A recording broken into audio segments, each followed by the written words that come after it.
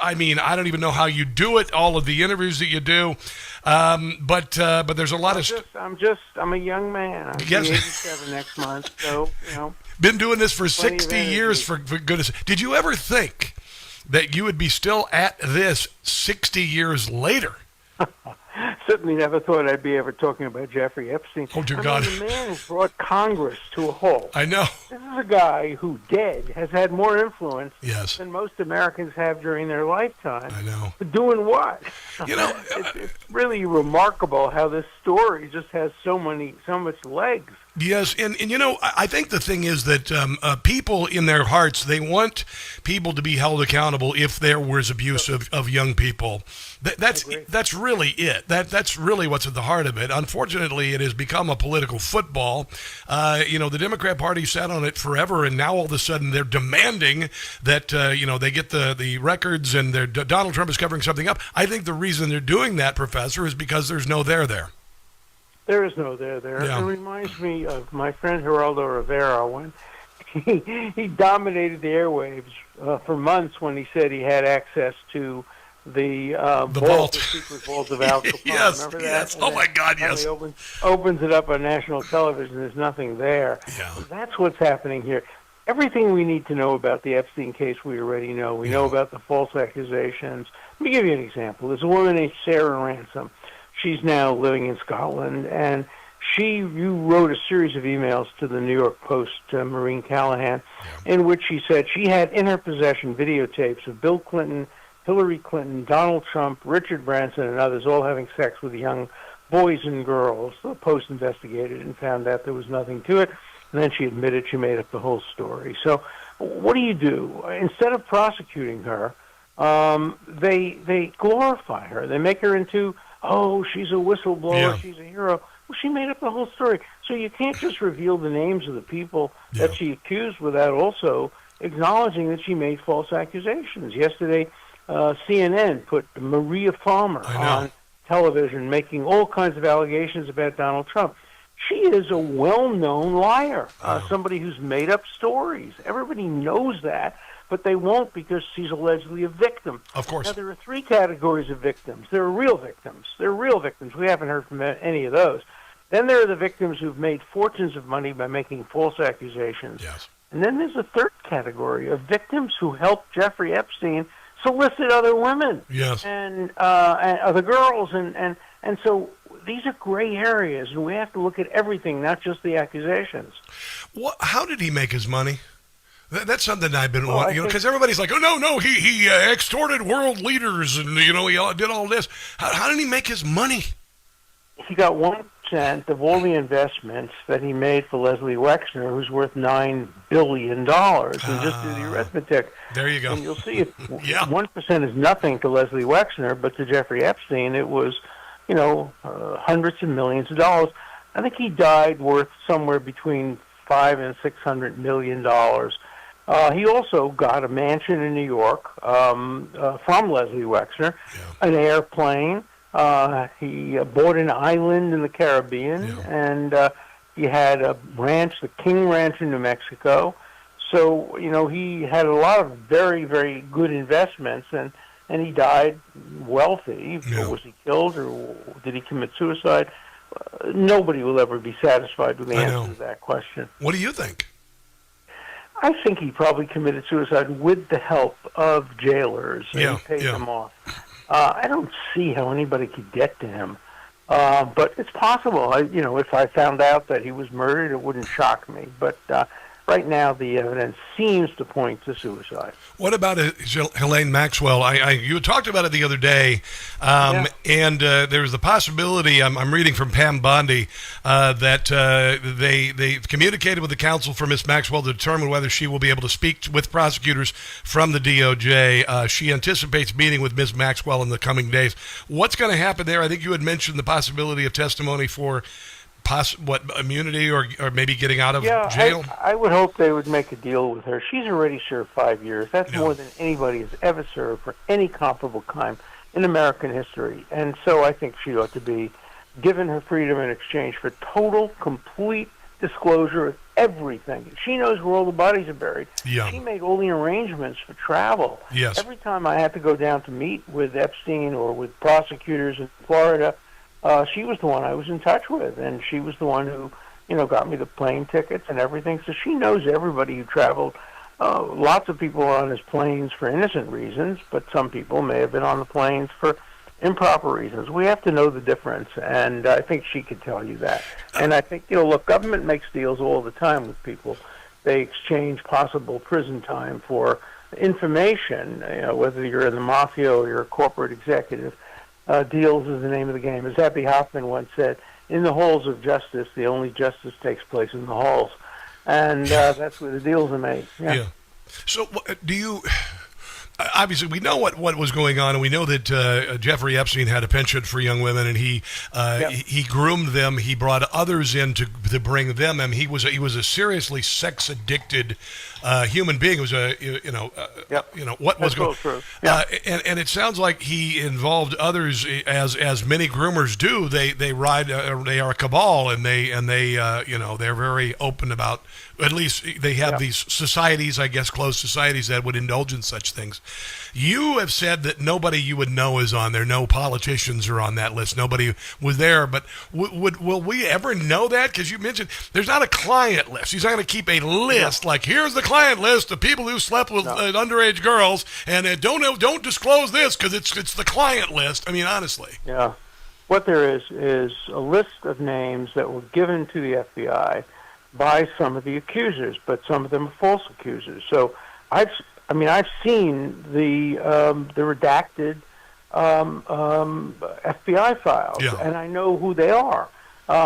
They include, for example, a senator from Maine, the former U.S. representative to the UN, the former Israeli prime minister, the man who invented artificial intelligence, Jacques Cousteau's granddaughter. All these names, we have no idea whether any of them are truthful or not. The people who accuse them have had real credibility problems, but the media doesn't focus on the credibility problems. They focus on the accusations. They just want the adjacency to the name. They just want the adjacency to the name. Can you hold on for the next segment? Is it possible, sir? I would greatly appreciate it. Alan Dershowitz, he's got a book called The Preventative State, by the way. Preventive State, I should say. And he's where he's on talking about the Epstein files, whatever is available. We're going to talk about the grand jury testimony if we're going to read that. That's coming up. This is The Rob Carson Show.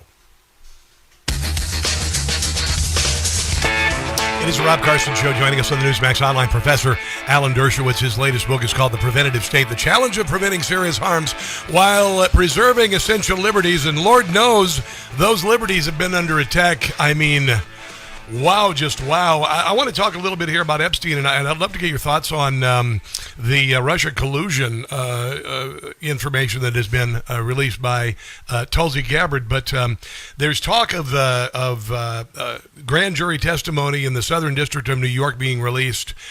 First of all, I understand it's difficult to do. Second of all, what is in there? What will we garner from that? Will it be valuable at all? No, it won't be valuable. Grand jury testimony is generally very, very limited to the least amount necessary to get an indictment because they don't want to give the other side lots and lots of information. So I think they'll get the grand jury minutes ultimately, but I don't think it'll give them much. What's more essential is there are 3 judges, federal judges in New York, that have sealed material, and that material might be more interesting. But included in the material are sealed material about the alleged victims. Now, a lot of these alleged victims are perpetrators. Some of them helped Jeffrey Epstein get other girls. Others made up stories and collected money for their lawyers and for themselves.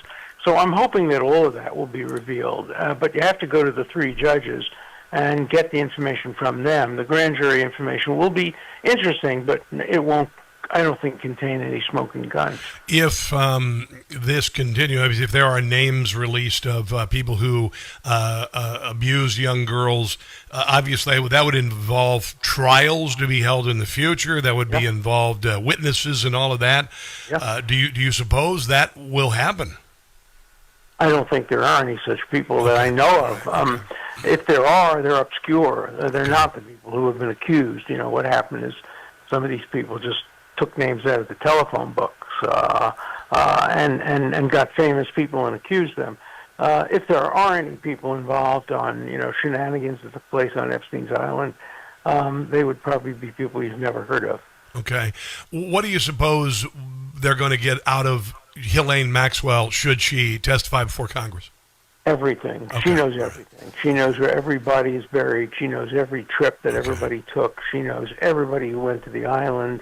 So if I were the government, I would make a deal with her, exchanging a release from prison after 5 years for all the information. What does that mean, though? What does it mean? What does it mean when we get that information? What do we do with that information, Professor?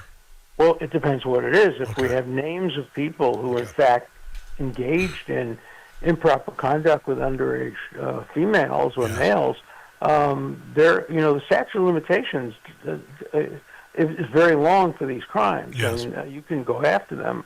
Although many of these things are 25 years old, there's something that could be done, but I don't think Ghislaine Maxwell is going to be willing to speak without immunity unless she gets a deal of some kind. I think a deal would be fair, because she's already served more time than anybody has ever served for a comparable offense. Yeah, let's talk about the new revelations by Tulsi Gabbard that it appears Barack Obama and many members of his intelligence community fabricated the Russia collusion hoax after the intelligence community has said there was no collusion between Donald Trump and Russia for the 2016 election, and they carried it through the Mueller investigation, which apparently was based on nothing. What do you think is going to happen here, Professor?